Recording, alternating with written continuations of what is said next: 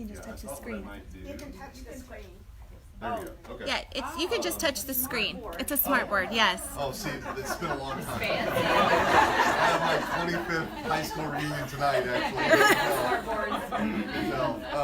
So anyway, I thought what I might do is, if you think of the statewide office as the state treasurer kind of serves as the CFO, and so I was elected to that position in November of 2016. Was sworn in about a year and a half ago. Prior to that, served in the state senate and actually worked on some legislation related to 529's and ABLE accounts, which we'll touch on too also. And so reference that, and then we launched the MO-ABLE program, which is a way to save for the long-term needs of a loved one with a disability, like you would for college or now K through 12.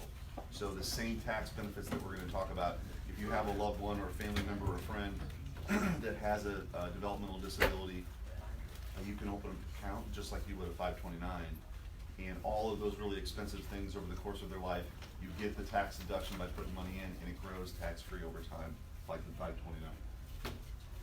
So I actually can pull it off there. So, for a long time, since the 90s, the 529 accounts were authorized by Congress. States, by and large, created their own 529 program. In Missouri, it's called the MOST program, which we have information for you guys on, which created a savings vehicle for people to save for college. When I was explaining to my dad what a state treasurer actually does after I got elected, I was telling him what I was. I told him about, well, one of the things that we're in charge of is the state's 529 program along with our partners. And he said, well, the only college savings thing around when you were a kid was called overtime. So things have changed quite a bit. But in the 90s, these were created, and so they're about 20 years old approximately. And you can put money in, well, the way they existed for a long time, they were for college. And you put money in, and Missouri has the most generous tax deductibility in the country. So as a married couple, you can deduct from your state income taxes $16,000 a year for your contributions to a 529. A lot of states limit that to $2,000 or $3,000 per year. Missouri has a pretty generous deduction. And you put that money in, and as it grows over time through the investments that you get to choose from, whatever the gain is over time isn't taxed either, as long as you use it for a qualified expense, which had previously been tuition, room and board, those sorts of books, that sort of thing for college, for post-secondary education. The tax law changes last December changed that, which is why we're here. So there were several changes that Congress made that the president signed at the end of last year that are related to 529s and ABLE. Let's see what we got here. Well, one of those changes, the biggest change, and the main reason why we're here today is you can now use that 529 account for K through 12 education. So previous it was post-secondary. Now you can use up to $10,000 a year of what's in that account to pay for tuition, K through 12 tuition. So the punchline is we encourage people to put money in and save for the long haul, because that's the smart thing to do. However, even if you were just going to pay your tuition for your 529, there's a tax benefit for that, which did not exist before. So if you put money in a 529 and pay your tuition through that, you're essentially able to deduct 6%, which is approximately the state income tax, from your tuition bill. So that's a benefit, an immediate benefit outside of all the long-term benefits that you would realize by having the 529. So as I mentioned, this is it's a great way to save. There's about, in Missouri, it's not as utilized as you might think. And so part of our job is to get around the state and let people know. It takes about 15 minutes to open an account. It's really easy to create.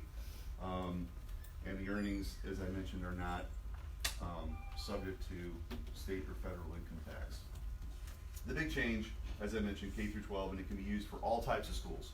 So public, private, religious. Homeschooling expenses were included, then were taken out, but for purposes, especially here today, you can use it for the tuition of here. So it's $10,000 per year. That is when you get into the qualified expenses for college, it's a much broader category. It's, like I said, books, tuition, room and board, transportation in some instances, and Jalen will go into that. If you're going back and forth over holiday break, you can use money for that. So that's a longer term horizon that we do encourage people to save for, but certainly as we're here today, the K through 12 piece is really important. So what did Missouri do? Yes, sir. Are we gonna be able to ask questions? Yes, sir. At the end? Yeah, so I'll get through this and then we'll open it up. So what did Missouri do? This is really interesting now, as states are kind of the laboratories for democracy. This change happened in late December of last year.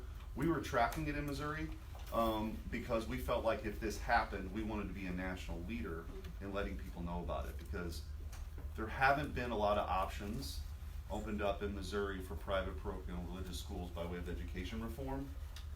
It's sort of been a frustrating thing for me personally. So this really was a catalyst for us to move forward quickly on that front. So the good news was the statute that was adopted in the 90s for the 529 most account, the language was broad enough to sort of just generally tie it to the federal changes. So our interpretation was we didn't need to change anything in Missouri. The Director of Revenue backed us up. The legislature went ahead and sort of aligned the language anyway, which is fine. We didn't need it, but it was fine. So Missouri is positioned, and we were very early on to let people know that they could use it for K through 12. Some states haven't moved forward for philosophical or ideological reasons, and then some states are trying to move forward, but they have to address the changes in their statutes to make sure that it complies with the federal law changes. Missouri, you don't have to worry about that. So I would say us in Utah have probably been the most in front nationally on this, and so that's part of the reason why we're here today. I think it's part of my job to let you guys know that this is something you can utilize. It used to be referred to as the 529 College Savings Plan. Now it's just referred to as the Most Missouri Savings Plan. So we've updated some of our logos and some of the advertising and all that good stuff too. I mentioned the ABLE accounts. So Stephen, my son, I shared this story earlier. Stephen is my oldest. Stephen's 14. Stephen was born with a rare genetic condition, is nonverbal, has a lot of medical challenges. When he was born, before the diagnosis, around the time of the diagnosis, we had opened up a college savings account for him. Stephen's not going to go to college. Stephen will be with us, which is great. But when Sophia was born, we moved his 529 to her, essentially, right? So emotionally, that's kind of a difficult thing to do. This is before ABLE accounts are created. Stephen ended up being last year ABLE account number 1, and we're leading the country on ABLE accounts too, which is something we're very proud of. The reason why I bring that up is now, if that circumstance were to happen to you or someone you know, if you have a 529 account and you open an ABLE account, you can seamlessly move that money from a 529 to an ABLE account without any negative tax consequences. So that was also part of the changes that Congress had that the legislature enacted this year. We advocated for it because if you would have just withdrawn it and then put it in, you would have paid a penalty. Now that's not the case. So you can seamlessly move money back and forth between an ABLE account and 529 and vice versa, which is a good thing. You have, the only thing worth noting is that ABLE has contribution limits of $15,000 a year. Unless you're working, they bump that up and encouraging work and the dignity that comes with work. So there's some technical aspects of that. But for the purposes of the conversation here today, unless you guys have more specific questions, just know that that rollover is possible, and each account only takes 15 minutes to set up. We kind of like data in our office, so we put together some maps that show utilization rates of the 529 accounts. And you can also lay this over of the counties that actually send kids to college too.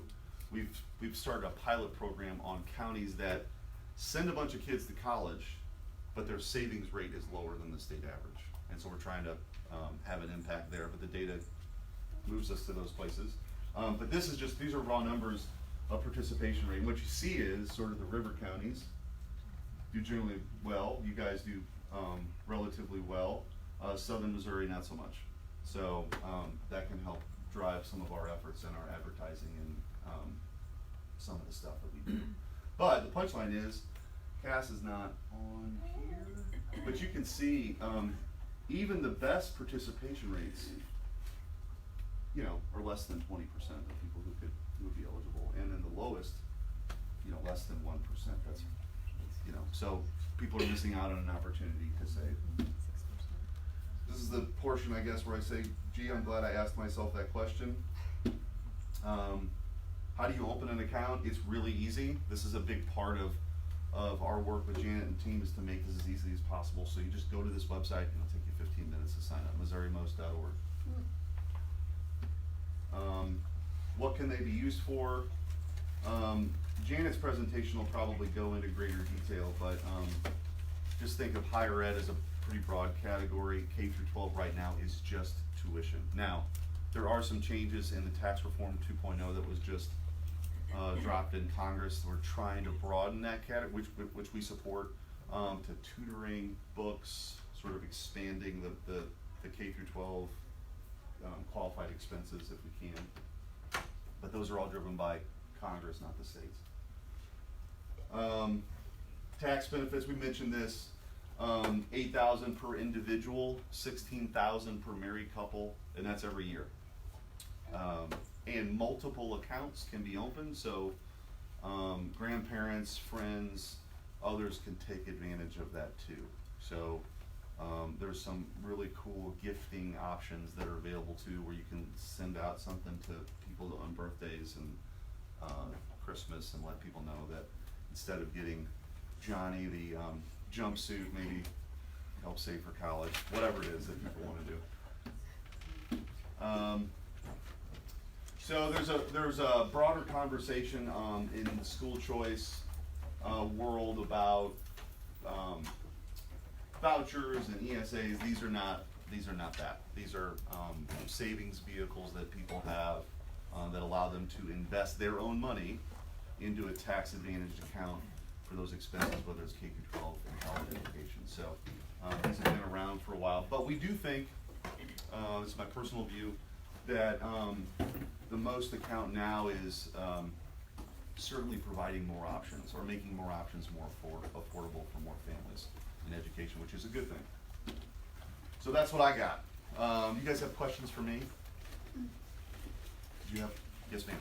Who manages the 529 account? Is it something that we choose, the company that manages it, or?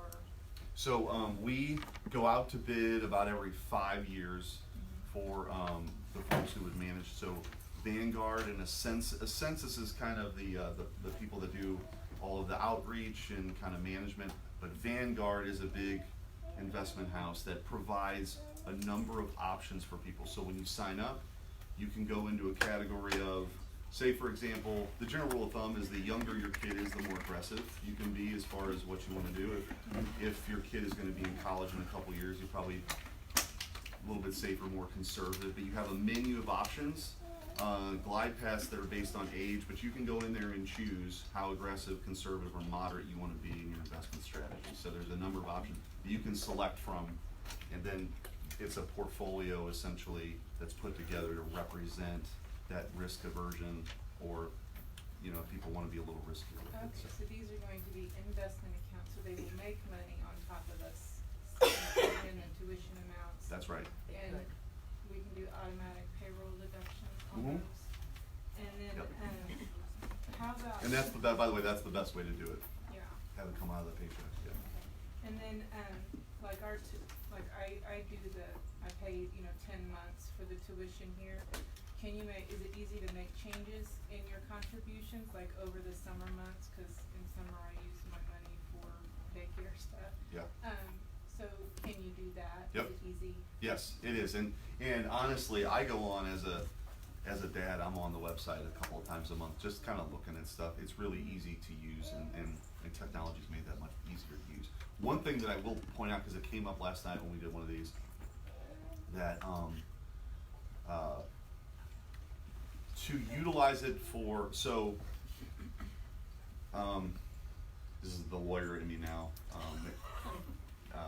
Our eyes are glazing over. Right, no, I'm trying to think what I could say. You can't give legal advice, but, and I'm not practicing law anymore either, but, to pay the tuition, you have to get the benefit from it, you have to have the 529 account established. So I would just encourage you, get the account established, right? And then you can do the $10,000 per year. So whenever you pay it, moving forward, once you have the account established, you get the benefit from it. Some of the questions we had last night were people had paid tuition for the semester but didn't have the 529 set up, and you run into, and that's something that there is not a there's not some 529 police running around, but if you ever get audited by the IRS, we just encourage people to keep a paper trail. Like for example, if you just write if you write a personal check for tuition, you can reimburse yourself from the 529, but just keep the paper trail in a file or whatever electronic format you want to have in case you're ever asked, right, by the IRS what it was used for, that you've got evidence that it was for tuition. Okay, and I have several questions, I'm sorry. So, I set up my 529 account. Does the school automatically, can I set it up to where it pays the school automatically every month, or do I have to? No, you gotta make the payment. We're not there yet.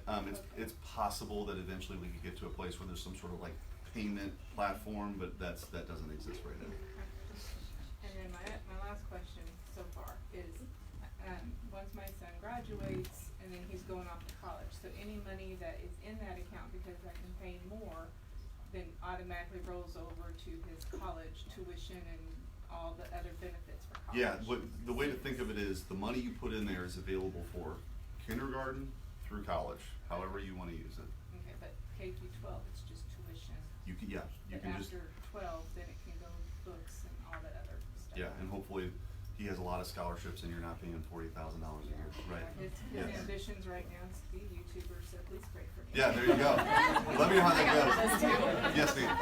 So back to your scenario you just did that you said you referred to last night.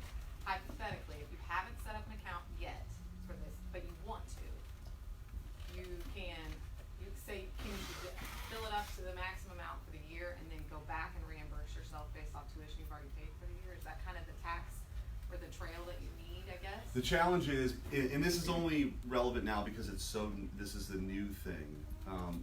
The best advice would be that create the account, pay your tuition, and then you're fine, because then you can reimburse yourself. If you're going back, right, like if you paid tuition, then you're creating the account. That's where you could run into problems, because at that point you had not established the 529 first to have it be a qualified expense under the plan for tuition. So the safest thing to do, and you kind of catch people right now, it's the beginning of a semester, and so whether it's you pay up front or it's monthly, every school kind of handles that differently. But the best advice is have the account, pay it, reimburse, and you're fine. And probably check with your CPA. Yeah, Perfect. yeah, that's right. Yes, ma'am. Can grandparents set up the 529 and pay their grandchildren? Yes, And then they can have the tax deduction? that's correct. You said if they're married couple can do 16,000, what if it's a widow? Yeah, so a single individual can do 8,000 per year tax deduction. Married couple 16. Okay. Yes, ma'am. Is the tax deduction at the state level, or is there also a federal level deduction? Just at the state level. So the double benefit is at the federal level, you don't pay tax on the gains. You don't pay capital gains or income tax on the gain. At the state level, the benefit is the state income tax deduction. So whatever your income is, and you contribute 16,000 as a married couple, you can take 16,000 off the top of what your taxable income is. So it's a benefit. Yes, sir.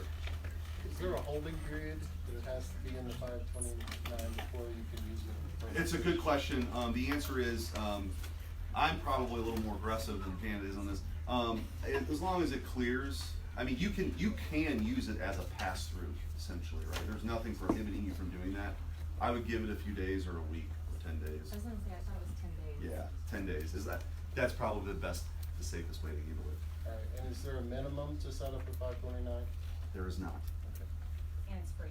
Yeah, and it's free to open up, and it really is. So Missouri, just to brag a little bit, and I can't take full credit for this at all, but it is a top 10 plan in the country. So it's highest quality, low fees, easy to set up. It's a good plan, and there's really no good reason to not do it, to be perfectly honest. Yes, ma'am.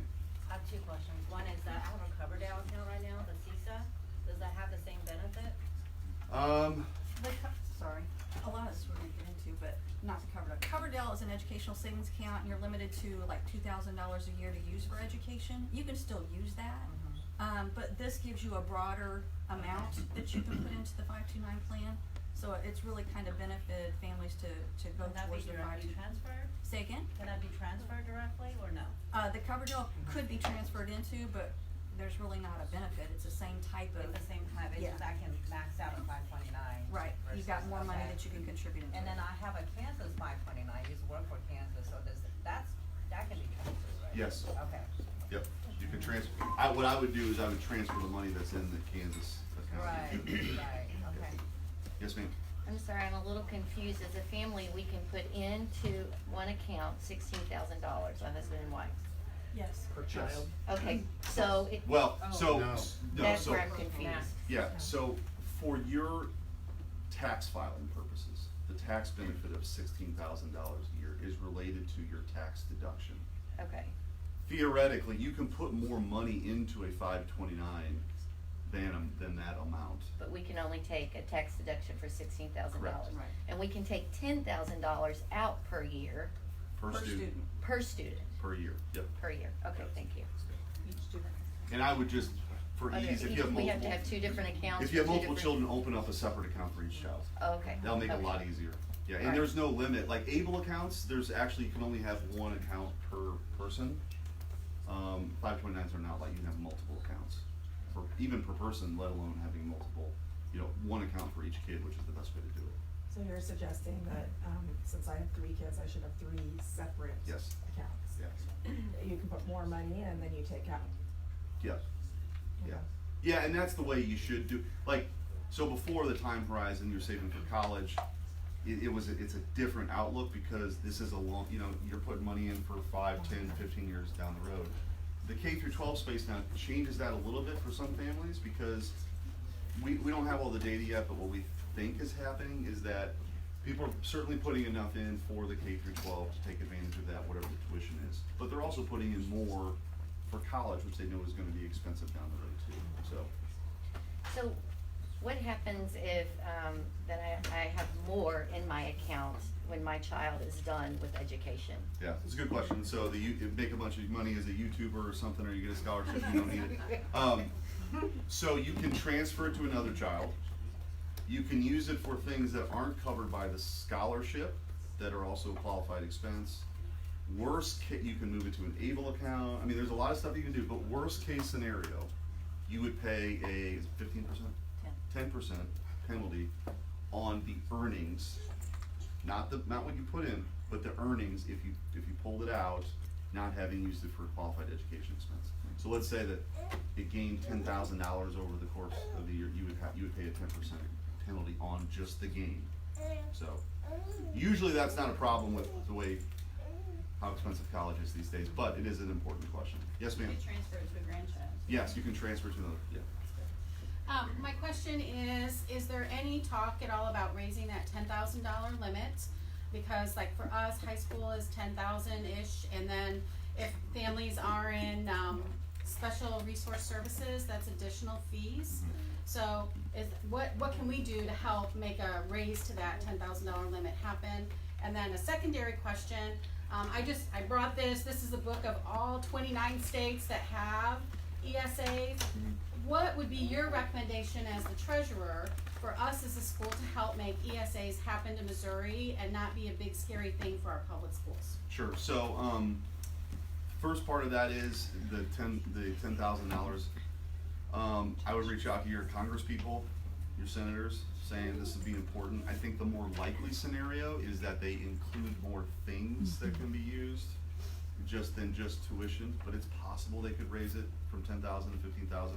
The high school reunion I'm going back to tonight in St. Louis area was the tuition is more than 10,000. So yeah, so there's definitely need. I think at the grade school level, I don't know how it's structured here, but generally speaking, for grade school, the 10,000 is enough. For high school, it's probably not. So yeah, but Congress will, and we'll just essentially, we're along for the ride. If Congress does it because of the way our statute's structured here in Missouri, they raise it, we'll automatically go up, as Missouri would automatically go up with that change. So reaching out to them is the best way to approach that. ESAs, that's definitely a state issue. we've testified, our team has testified in support of that legislation, Thank right, you. and I supported it in this when I was in the state senate. In fact, if it happened in Missouri, our office would be Yes, the sort of in office. charge of it like we are for 529's, which would be great, we'd love to do it. It's obviously, it's hit, you know, roadblocks with superintendents in Missouri and all that kind of stuff. So, the best way to affect that is to reach out to your local, and I think your local state senator is very supportive of it, and then your state reps and all of that. So that's, unfortunately a hurdle in Missouri that has not been overcome, which is, by the way, one of the reasons why we were so aggressive with this change, because we knew it was the first time there was an option out there for kids, for families sending their kids to private schools, Yeah. to make it less expensive. Yes, sir? I assume the public school system have lobbyists against this for ESAs, true? Yes. Oh, yes. Multiple. A legion of them. Yes, sir. So just to clarify for myself, if I set up multiple 529's, I still only get 16,000 if I have 4 of them. It doesn't matter how many I have. I still only get 16,000. Because that's related to your individual income Right. tax return. Okay. Yeah. And then you're taxed 10% on what you have put in above that. No, you're not taxed. You can put in above the amount. You just, the limitation of the tax deduction you get on your taxes each year. It's on 16%. Right. So like, it just depends on if you were going to do, like, if you were gonna contribute $16,000 a married couple in December, let's say you wanted to do 20. The advice probably would be put the 16 in December, and then when the calendar turns, put that extra 4 in so you can count it towards the next tax year. And there's all kinds of stuff you can do, but you can put more in than 16, I guess is the punchline, but you only get the deduction of 16 per year. Yes, ma'am? What about survivorship? Say there's a 91-year-old granddad that wants to pay for student tuition, and then should he pass on?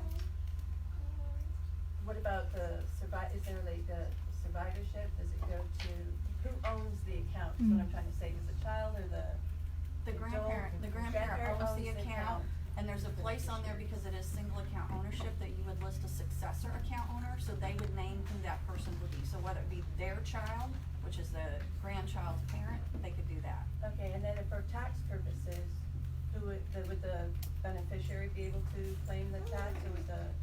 Probably not. Yeah, because they're on the contributor. It's by the account owner. Yeah. Okay, but then would they be able to take it out and start another account? for The themselves? transfer of ownership would have happened so that whoever that went to then can utilize that for all the things that you can utilize the account for. Okay. The And they can just beneficiary continue to language contribute? is a little tough because we think about that as life insurance product. The beneficiary is the student or person that you're saving for. I've never really liked that we've used that because it does get confusing. But the account owner though is the one that's always in control of the account. The beneficiary never is one that takes charge, even when they're of legal age. And if you did have a scenario where someone was doing some estate planning or whatever, you can front load up to 70. So like, let's say you're creating an account, and this is a rare circumstance, but worth noting. You can front load that account up to $75,000. Let's say somebody really, they won the lottery or they came into some money. You can front load $75,000 in immediately. The tax benefit of that is staggered over, I think it's a 5-year period. But if someone wanted to do that, you could get $75,000 into an account right away. Yes, ma'am? So in her scenario where grandparents are the owner and they pass away, they pass it to the children, which is successor, really meant for the grandchildren. When the grandparents die, is that money taxed to go from grandparents to parents? No. Okay. No. We have 2 Facebook Live questions. One is, did you refer to a website in your presentation that you could go back to that they could view? I did refer. I don't know if I can go back to it. Okay. Okay. We just keep pressing this. It's We'll post it. Okay. MissouriMost.org. MissouriMost.org. Okay. And then I have a scenario, if you don't mind, that a parent has given. Her son has a 529 established by grandma and has set up the mom as the owner.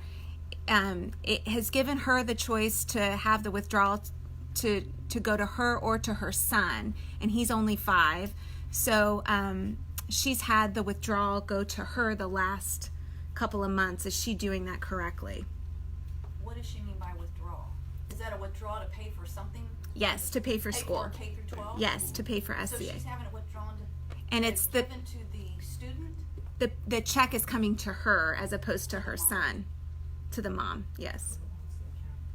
It's to go to whoever the account owner is. She could deposit it and then reimburse the parent. So to deposit it and Yeah. then reimburse the parent. Yeah, Okay. and so the parent too would wanna probably give the grandparent a copy of the expense or tuition bill or whatever they're paying for, so she has that to show what she used that money for. Okay. Okay. So everybody hear that I was talking on this side.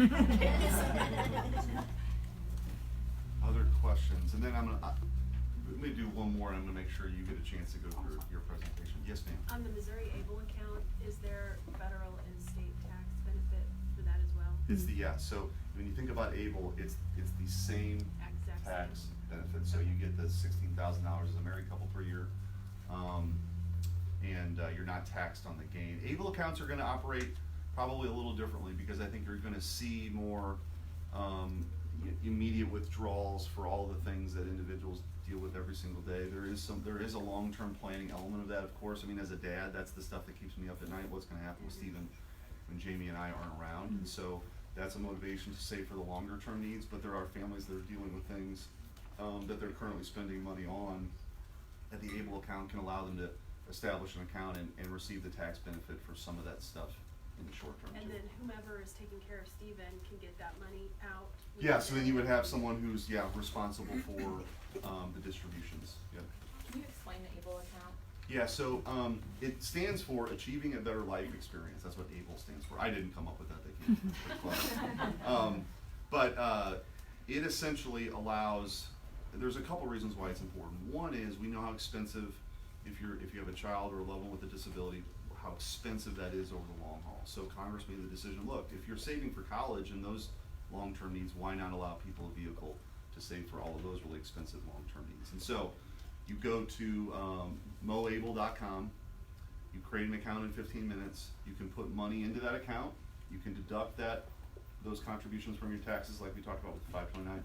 And if that money grows over time, your child is young or 15 and you don't want to use it for a few years, those investment vehicles we talked about, you get to choose what those are. That money grows over time, and then when you use it, you're not taxed on any of the gain of those investment gains. The category for qualified expenses for ABLE accounts is really, really broad. So transportation, services, retrofitting your home, anything to sort of bolster the lifestyle of someone with a disability. And so the other real big benefit for this too, since you brought it up, is there's all of that. But it used to be in Missouri and a lot of states, there was a $2,000 asset limit that an individual could have in savings before their federal benefits were suspended. So in this crazy way, we were disincentivizing people with disabilities to save, like we would encourage everyone to save. So if you're working, if you're an individual with disability and you're working and you wanted to buy a house or you wanted to buy a car, you could never have any savings. So this also changes that. So when you have an ABLE account, you can have up to $100,000 worth of savings now without having to worry about losing those federal benefits. So that's a big deal. So Congress also passed something called the Able to Work legislation, which we enacted in Missouri as well, that allows you, there's a $15,000 per year limit on contributions to ABLE accounts. But if you're working, Drew, is the number, what is the number if you're working? What is it, 26? 26,000. You can actually put in your earned income up to 26 per year. The idea being we want to encourage folks to be working in the dignity that comes with work too. So I just have a question about this. So I Sure. have 3 children I have 4 kids in this school, but 3 of which are in resource services. So being that this is so broad, is there any sort of, like, if we deposit money into this ABLE account, so for their services, it's an additional $2,000 per child, so that adds up pretty quick. Is that something that ABLE account can contribute to? Because these are things like, potentially like speech therapy and, Do they have you a know, do they have a diagnosis? Yes, Yeah. all of them. Yeah, probably. Yeah. We're happy to work with you on that. We can kind of talk offline. But yeah, because, able accounts can be used for services and all those things that you're coming out of pocket for because of the disability. Correct. So, that would be yeah. Yes, ma'am. What is the qualification for individuals to use the money in an ABLE account? So it's a self-certification. There's a couple different models. Some states have gone with providing a bunch of paperwork and all that. There's a lot of states, including Missouri, where it's a self-certification, right? So, Drew, what are the categories? So it's either When you sign up. Sorry, apologies. It's either you are eligible to you're either eligible for SSDI or SSI, but that doesn't mean you are receiving it, just like you meet the definition of disability. Or there's like a second list of you have conditions on SSA's list of compassionate allowances, which is a pre-exhaustive list of over 300 conditions. Or you have a condition in SSA's Blue Book, which is like 1,000 conditions. So they pretty much try to include most disabilities. And the rule of thumb is it's just really not for temporary disabilities like a broken arm, but longer term things that are gonna last more than a year. Life-hindering. Diagnosed by a doctor. I mean, that's What's that? pretty Like huge. a diagnosis by a doctor, you can use if it's in those 300. Yep. Yep. Yes, ma'am. Do you have any, I saw the 529 handouts, do you have any handouts for the ABLE? Do we have able handouts, Drew? I'm referring, like, Drew's over here, like, Drew, do we have able handouts? Do we bring able stuff with us? I think I have some in the truck. I can go grab them. I know you said that there's the website, take, I'm an like, all of them. occupational therapist, and so like just to be able to pass that on Yes. to the families that I work with, I didn't know that was available, and I'm sure that there's many of them that don't, and so I'm in homes whenever I go to homes, Yeah, and it'd thank be you great for to that. just pass those along every time I have it. Well, and I will tell you that, the reason why, the main reason why Missouri's been more successful than almost every other state with able signups is that we're not trying to reinvent the wheel ourselves. We're working with Senate 40 boards, we're working with providers, we're working with Autism Speaks, we're working with those organizations who know who their clients are and the families that can benefit, and pushing the information out to them to get out to the public. So, but the biggest issue for ABLE is awareness, because we have the ability to advertise most 529, and even though those participation rates are relatively low and pretty low in some counties, ABLE, I mean, there are, whole counties that don't have a single person signed up for an ABLE account yet.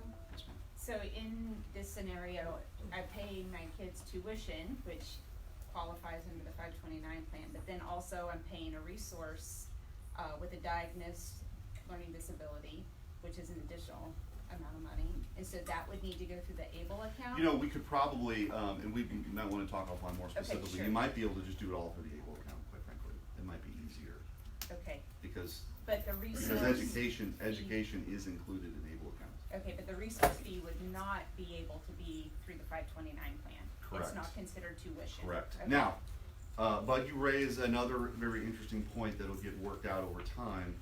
It's up to the schools to classify what is tuition. It's all tuition.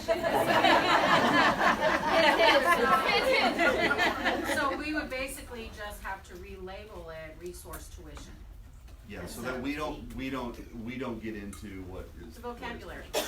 Yeah. Vocabulary. That's a technicality, we can fix English, it. that's That's English. easy. And there are some legit, I mean, so it just, and the challenge is, every school handles this differently, and that's one of the reasons why we're not gonna get into what's classified. Yes, ma'am. If you have an ABLE account and a few most accounts, you still only get the 16 a year, or do you can you double dip? No, so you've got You get 16 and 16. you just get the 16. But you know what, let me follow up on that. I've not been asked that question before. I think that's right. Just the 16. It would be the verbiage on the deductibility I and the think tax return. it's just the 16, but if you give us your information, we will follow up on that. Okay. I definitely don't wanna give you the wrong answer on that. Yes, I have ma'am. another question. Tables always, the tides always turn, we get different people in and out of offices. How is the legislative process that can change what we do, like, right now, this is providing us a lot of options, a lot of flexibility, but how hard would it be to tighten all that back up? The legislature could, well, there's, so, to use it, a state like Oregon, for example, has been hostile to this. So they don't think, as a matter of public policy, that you should be able to use 529s for K through 12, so they're not gonna do anything to align their statutes with the federal law changes, so their families in those states can't use it for that. Some states want to do it, or signal that they want to do it, but they have to get the statutory language correct and aligned with section, and it's named after section 529 of the federal tax code, and able accounts are 529A. Theoretically, if some legislature came in that was hostile to providing more options for family to make education more affordable, they could come in and change the statute theoretically to not align with the federal changes, and it would only be used for college tuition. There is a legal question then, which would have to be answered and won't be my job because we're not certainly going to be a part of any of that, is does your 529 program now, is it totally out of compliance with federal law? Meaning, can you use it for anything anymore because it doesn't align with section 529 and the tax code? So that's not a question really worth trying to dig into. I know it's a hypothetical, but you know, it's just like, you know, a lot of times, you know, I just have this much money to go toward tuition, so I know we would kind of know it was coming, but I wouldn't want my tuition. I wouldn't worry. I mean, I guess everything can change, right? Yeah. But I wouldn't worry about it now because, for example, we determined administratively that there didn't need to be a change to the statute at all. Okay, revenue backed that up so that if somebody were to be challenged about what they were using the money for, they were going to be fine. So we felt good about that. Legislature said, hey, we agree with you, but sort of belts and suspenders, let's go ahead and change the language so it all works anyway. That was a overwhelming bipartisan vote. So I don't see a situation where I just know there's a lot of hostility there. But yeah, I think we're pretty good here. Yes, sir. I just want to make a comment that when Grandpa and Grandma pay the tuition, if they don't live in Missouri or in another state where the benefits aren't as good, it really is worth considering that they just gift the money to parents who live in Missouri, so they get the much better tax benefit than having them open the 529 in their state and not get a great benefit. And that's come up a couple of times. You're referring to the K through 12 tuition? For K through 12. Yes. Yeah. Yeah, and the qualification to use the money for K through 12 is based on where you live, where you reside. Yeah. Yeah. So, for example, not to spend too much time on this, Illinois, for example, has not moved forward with this change. Not as relevant on this side of the state, but on the eastern side of the state it is. Theoretically, if Missouri allows the K through 12 expenditure, Illinois doesn't, there is a scenario where in Illinois, a person could create their Illinois account, transfer to Missouri, and the Missouri most allows it even if they're in Illinois. So that's another interesting legal question that's not really relevant. Kansas, I think Kansas has made the change. So either way, you're good here. Yes, ma'am. I noticed you talked about gains, but is it possible to lose the money that we put in? Yeah. Depending on what you invest in. Yeah, I mean, different options. yeah, like, the only scenario that probably would happen is, I mean, I guess anything's possible, but if you were on the cusp of college, put a bunch of money in the year before it starts, choose an aggressive portfolio, market tanks, right, and then you wanna use it the next year, yeah, that is a scenario. Yes, ma'am. Which is why, by the way, once you get closer to college, generally speaking, your investment options become much more conservative because you don't want to lose the money that you've gained over time. Yes, ma'am. Going back to his comment about gifting money, isn't there a law about how much money you can gift to a person per year? Yes. It's $15,000 as a single filer and $30,000 if you're married filing jointly. Per person. Yes, and that was upgraded in 2018. Before you pay a gift tax, yes. So how many accountants are knowledgeable of that up-to-date stuff? I would say on this one, these changes from a tax perspective are relatively simple because the only real tax change here, the deductibility in Missouri didn't change.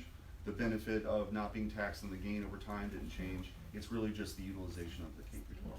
So, whoever you do your taxes with, lawyer, accountant, this is not a big change on that front. Just keep your receipts. Yeah, just hold on. That's right, yes, hold on to your receipts. Yes, ma'am. I was just gonna add to her question that, the process behind how they're going to process your tax deductions and stuff, it isn't any different than when you have like a HSA. It's the same concept behind it. So your general tax preparer, it should all work the same. They'd be aware of how to do it. And the other thing too is, depending on where you guys work or employed, we're always talking to employers about making this as a benefit option. Employers could match, right, what you put in on your 529, but they don't even have to do that. They could just have, through their payroll and accounting services, allow you to have a withdrawal from your paycheck every month. And that is, I mean, I do that. That's just an easy way to make sure a certain amount's coming out every month. And so we're happy to, our team is happy to work with those employers too, if you think there's an opportunity where you guys work. Talk to your HR. Yeah, yeah. Well, let's give Treasurer Schmitt and thank you. We'll welcome Janet to speak to us a little bit more about MOUSE. I'm not sure how much more I have to add. I covered a lot. So, did a great job. Thank you, Treasurer. And I'm going to be respectful, so I'm going to open this up. My presentation is usually about 30 to 45 minutes, so I know that we allowed a certain amount of time. I usually like visuals, and so I can kind of go through this and go quickly if you guys want to see it, but he's covered a lot of it, so if there's questions that you have, I know he's answered a lot, but whether this helps or not, so I might speed through this so you guys can get out of here as a good time.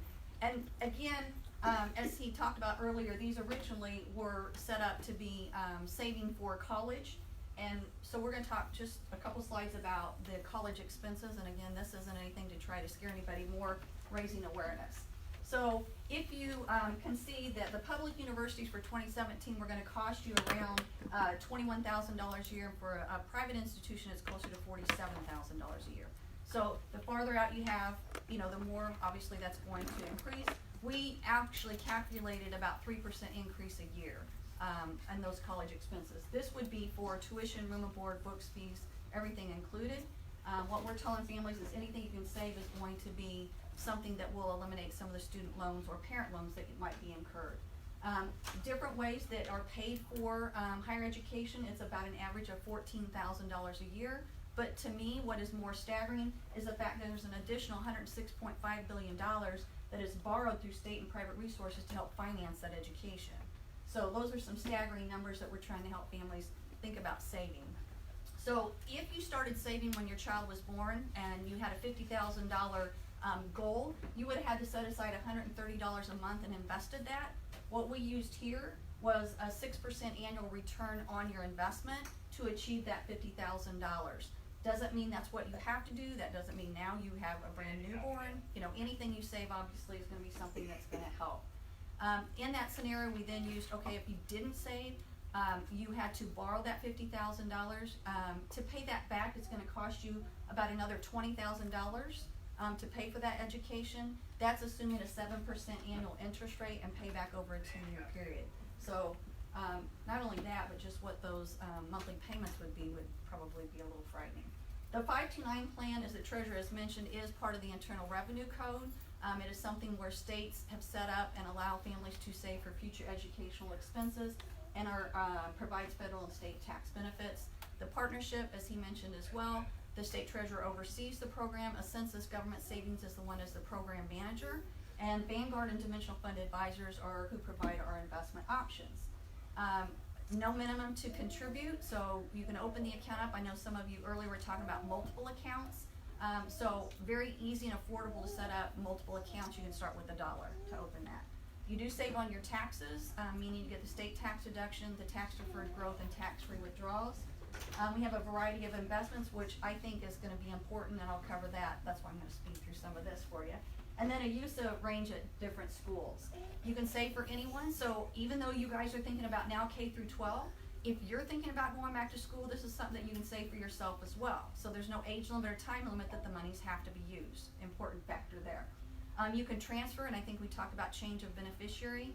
I say that the program is very flexible. In addition to the ability to change to other family members, the no age limit, no time limit, meaning my daughter graduated from high school, wasn't ready to go to college. We left the money in there. A year later, she went to college. She went out and worked and realized that might not be what she wanted to do. So it is something that there is no time limit that you have to worry about taking that money out when you're using or saving for college. The third option is, as we talked about, that non-qualified withdrawal. We'll get more into that, but that is another option and provides flexibility. You always control the account and control the investments and the money when it's distributed. And the maximum contribution for Missouri is $325,000. That is something that is controlled by Missouri and can be changed. We bumped this up a couple years ago. I think it was $275 before. So we've now, and that's total for any one single beneficiary. So if you had grandparents, aunts, and uncles saving for one student, that's the maximum contribution for that one student. Okay. And I know that we have different URLs. Understand that's just a marketing thing. Part of that is to track what I do when I'm out and about. So we track web clicks. So when we report to the board, they know how many times people have visited a website, knowing that I'm out doing my job. So most529.com or MissouriMost.org will get you the same landing page. Okay, no different. It's just a matter of who it is that's out doing that. You have no minimum to contribute. What you will need when you set this up is the date of birth and social security number of the beneficiary. So it's important to have that social security card or number available when you're setting up. Usually that's one of the sticking points when people are opening the account. They didn't have that readily available. You will also, as I mentioned earlier, we want to name the successor account owner. That's extremely important. If you neglect to do that, it would go through probate just like any other investment. If you already own an account, go back in, make sure that you fill that out, okay? You can just go in and include that in there. You also need information on how you're going to contribute. We do have different methods for you to contribute into the 529 plan.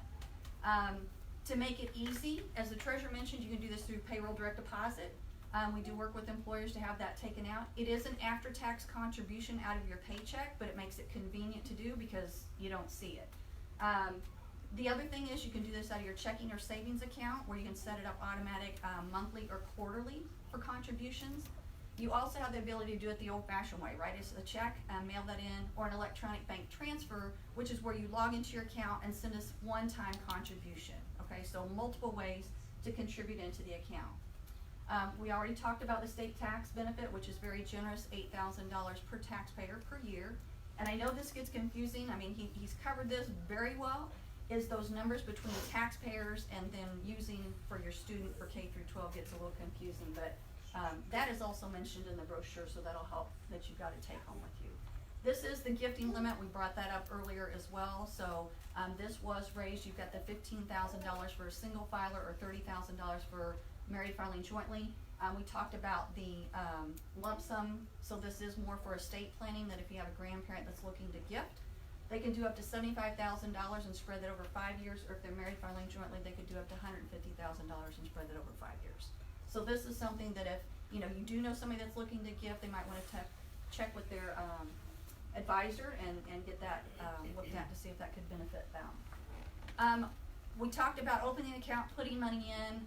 We'll talk about investments, but when you're withdrawing, and we did cover this a little bit, this is your wider use and scope of what you can use for post-secondary education. Your K through 12 is the tuition only, and we talked about classification of that. If you have it broken out where it's tuition, books, fees, it's going to be whatever the tuition amount is what you can use your money for, up to $10,000 per student per year. Okay. For post-secondary education, that is inclusive of 2 or 4 year schools. That could be vocational or trade schools or graduate schools anywhere in the country. It's not limited to Missouri. Okay. What qualifies the school in post-secondary is that school participates in federal financial aid. So you'd have to fill out the FAFSA. Okay. There are few schools out there that do not participate in FAFSA, so this would not be something that you could use that towards that institution. But you got thousands upon thousands of them out there. Okay. We talked about tuition, room and board, books, fees, computer technologies, not limited to. What we talk about is once your student decides where they're going to go to school, you can go to that school's website. They list out cost of attendance. That gives you a breakdown of what is included. So anything that would be on that cost of attendance would be something that you could use this money for. Okay. There's also some examples like for technical or trade schools and also degree specific programs that you can use money for.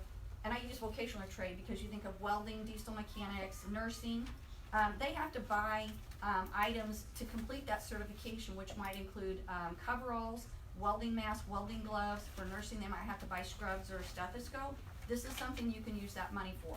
What I suggest is that when you're using it for those types of expenses, keep a copy of the syllabus into your file along with your receipt. So that way, if you do get audited, you'll be able to show what you use that for and why. Yes, ma'am. While they're in high school, can they access those monies for dual credit courses, the college courses that they're taking in high school?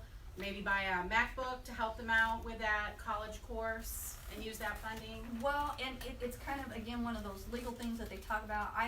Sometimes it gets in a gray area. What I suggest is you've got a discount for high school, that when you get into college, the expenses are gonna be usually a little bit higher.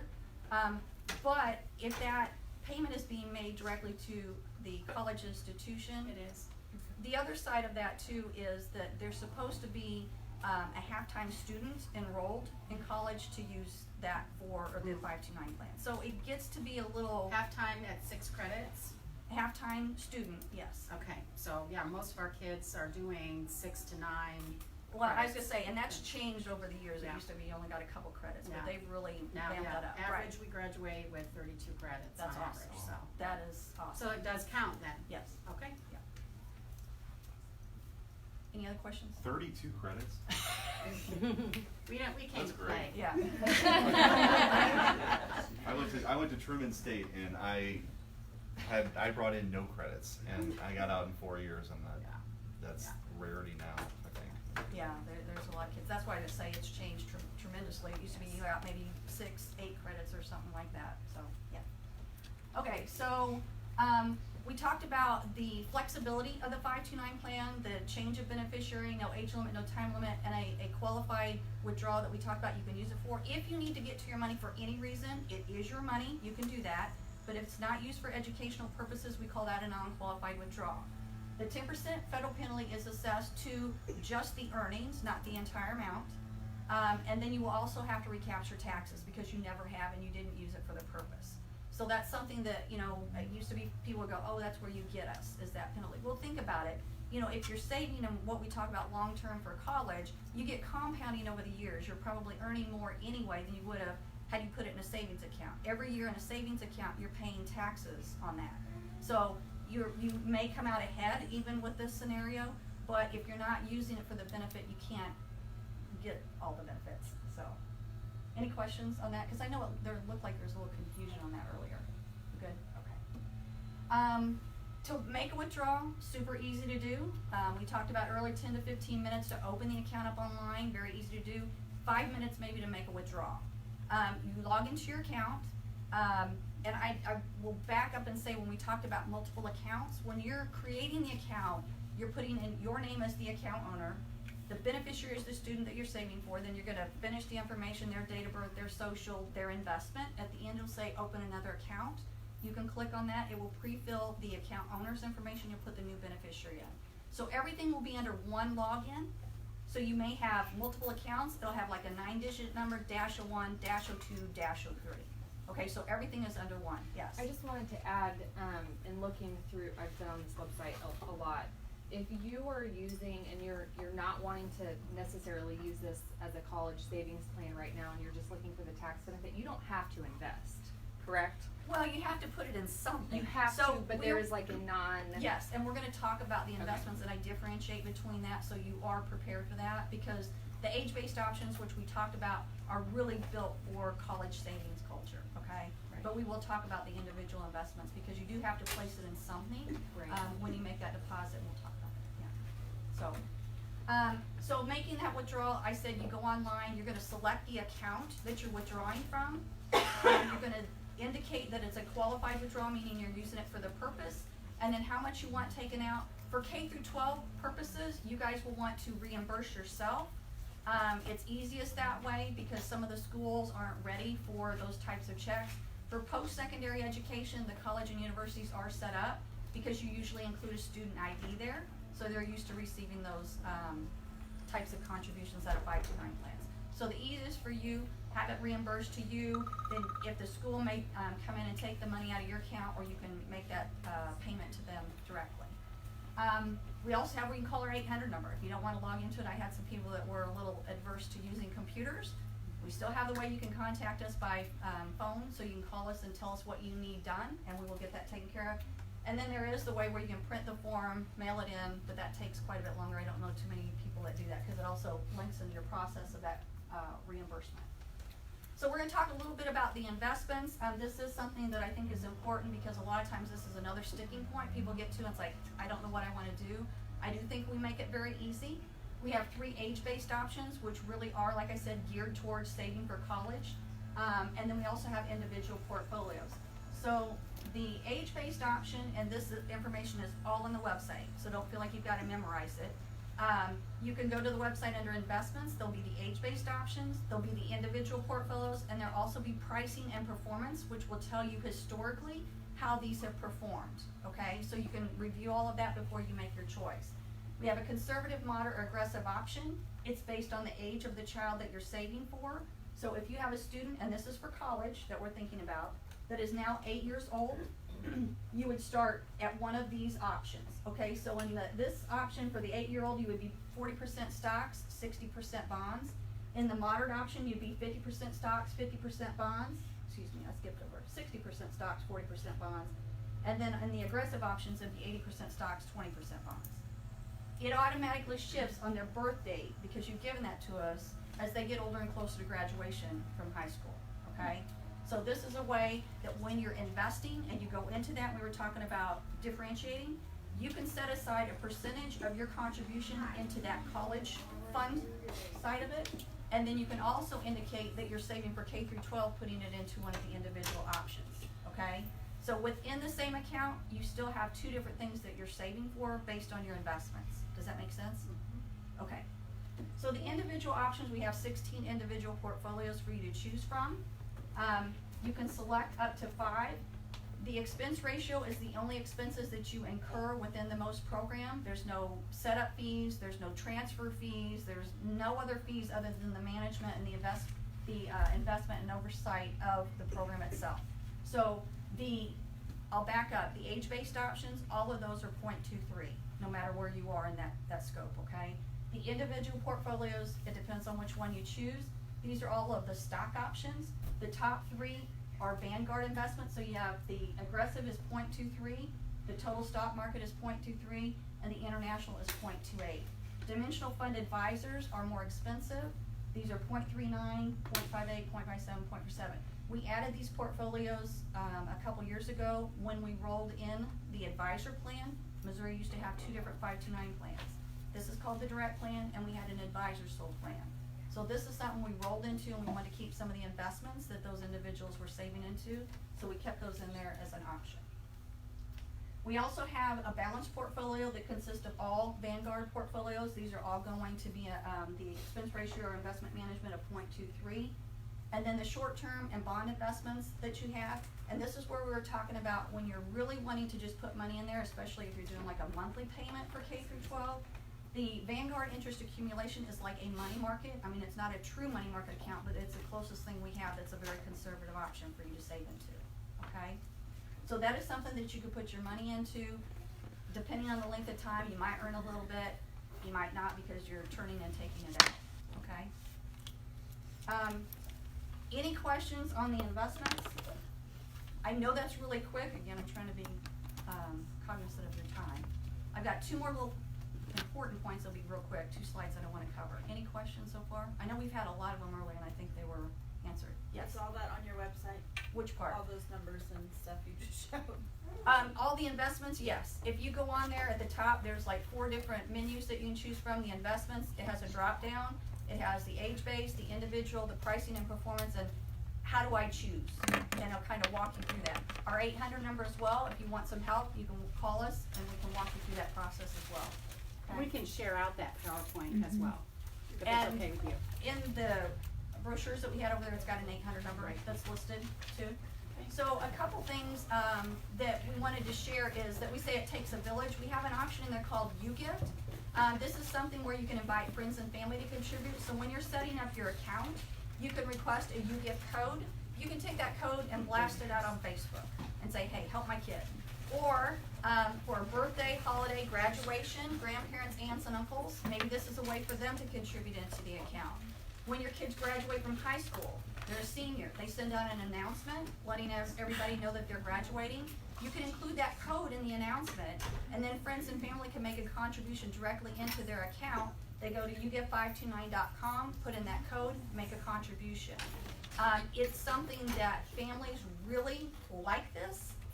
We've had millions put into YouGive just through, invitations and things like that. So that way, I think the treasurer mentioned, buying some, I call it stuff for the kids, that maybe they don't need, and grandparents get tired of buying stuff. This is something that they can put, money directly into the account. So a great way to help build what you have in there. The last thing that I wanna mention is, this is something that we partner with You Promise. It's a loyalty rewards program that allows you to go online, set up an account if you choose to. It is free. And you can search for a product or a partner, and then make a purchase online. So I'm gonna give an example. A few years ago, I needed a new washer and dryer. I still like to touch, feel, push buttons. I went to Sears, I looked at all the different products, I wrote down the model number that I wanted, went home, started at You Promise, logged in, and typed in Sears.com. It redirects you to Sears website, and it says, with your purchase today, we'll contribute a certain percent. Put in that model number, made my purchase, 2 days later, picked it up at the warehouse, and I earned $30-some in my account. So, these stores that have that site to store, you can find those partners on here. You can do that same thing. Start at You Promise, make that purchase, pick it up, but earn money into your account. Yes. Can, like family do that and it goes into Yes. their account too? I mean, into like my account, so like Yes. if family was gonna make a big purchase, Yep. they could make it and then it would go. Yep. So this is something that is linked to your most account. So I always say, friends and family, if you have any shopaholic friends out there, you can have them open up a You Promise account, and their monies can be contributed into your 529 plan. So yes, everybody can help with that process as well. Again, this is just something that's a free resource. There are restaurants that participate. You can check that out by putting your zip code in to see who participates. There's also grocery stores that you can do e-coupons. I haven't done that quite as much, but it electronically loads it to your courtesy card. You earn money back. It's not a discount off the product, but you earn money back into your account when you buy that product. Okay? So just another way to help add up what you might be contributing to your account. And is that money do you get taxed on it? On that money, when it sweeps in, it's just considered the same thing as you putting money into the account. So when it sweeps, it's gotta reach $25. That $25 is like you putting cash or making that contribution. Okay? Sorry. No, that's all right, absolutely. With You Promise, I mean, this is also, other things, you can actually just request a check and have the cash sent to you. So it's the same thing that when you're sweeping it in there, it's just like you making that contribution. Okay? So, that was one of the quickest things. Usually I allow for questions, but I thought it actually works out nice to having all those questions there and then seeing the visuals. But that's all I have. If you have other questions, I will be happy to hang around and pick up information. I do come out, so if your employer or somebody wants to chat about this, I'd be happy to talk to them about that as well. Question? You may have touched on this or